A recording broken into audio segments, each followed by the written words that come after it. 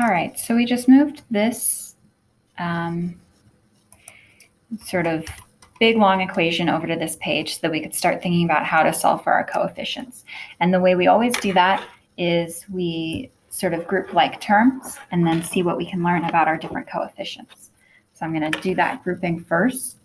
So right here, we're going to group things that aren't attached to any x at all. So we've got this term and this term right here. So we're going to have, there's a 2c2 plus an n times n plus 1 times c0. Oops, I got rid of that bracket too early. Okay, and then we'll look at things that are attached to just one power of x. So there's that term, and that term right there. So that's going to give us 6c3 minus 2c1. Oops, here we go. Let's do plus, and then we're going to have minus 2 plus n times n plus 1, like that, all times c1. And all of that is multiplied by x. And then we've got our big sum. And you know what? I'm going to put my x to the k right here and try to simplify what's inside that sum. We've got our k plus 2 times our k plus 1, all times c sub k plus 2. And then all of these terms right here are actually c sub k terms.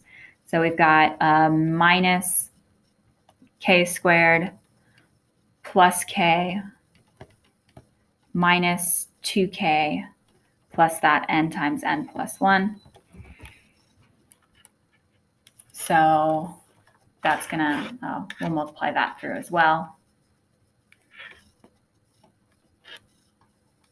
N squared plus n. We can try to think about a way to factor this, but I think it's going to take us a while to figure that out. So for now, I'm just going to leave that big old mess in there. N squared plus n plus k minus 2k is minus k squared. We'll worry about that a little bit later, all times c sub k. So all that was algebra on these different parts, kind of adding everything back together. Let's at least emphasize that this part came from all three of these terms right there. Okay, so what we're going to do is we're going to set each sort of group of terms equal to 0, because anything that's attached to a power x has to be equal to 0 for this whole thing to be equal to 0 for all x. So that gives us these sort of three different equations right here. We've got 2c2 plus n times n plus 1 times c0 should be equal to 0. We've got this 6c3 plus n squared plus n minus 2 times c1 should be equal to 0. All I did was multiply through that n times n plus 1. We'll kind of see what that leads us to later. And then we've got k plus 2 times k plus 1, c sub k plus 2 plus n squared plus n minus k squared, c sub k should be equal to 0.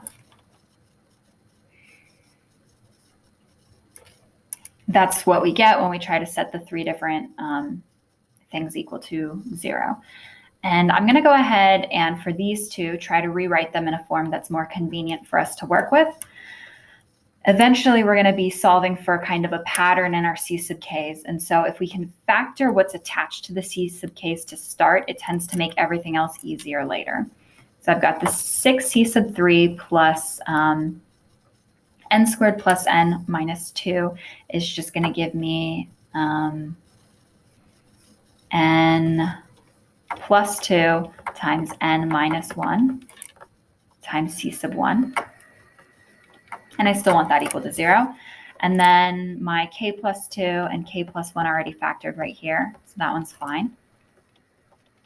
But this n squared plus n minus k squared, I would like to be able to factor let's see what we can do.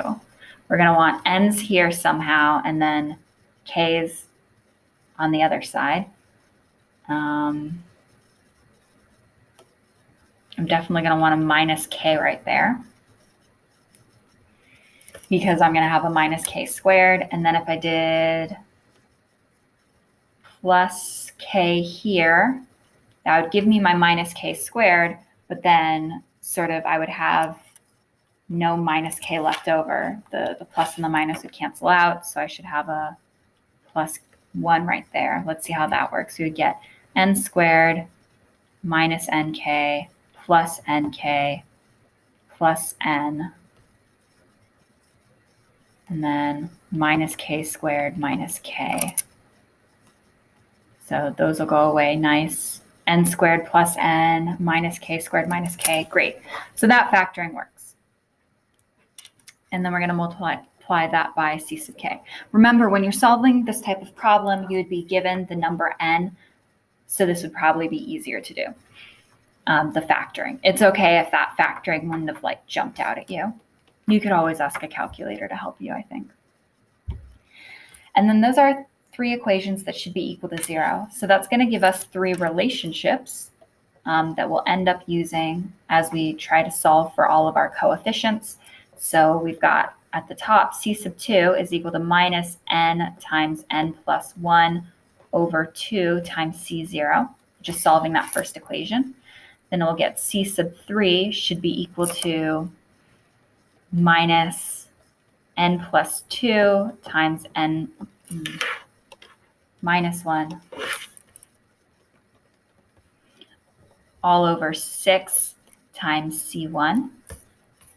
And then our generic term is going to be that c sub k plus 2 is given by negative n plus k plus 1 times n minus k all over k plus 2 times k plus 1. And that's going to be times c sub k.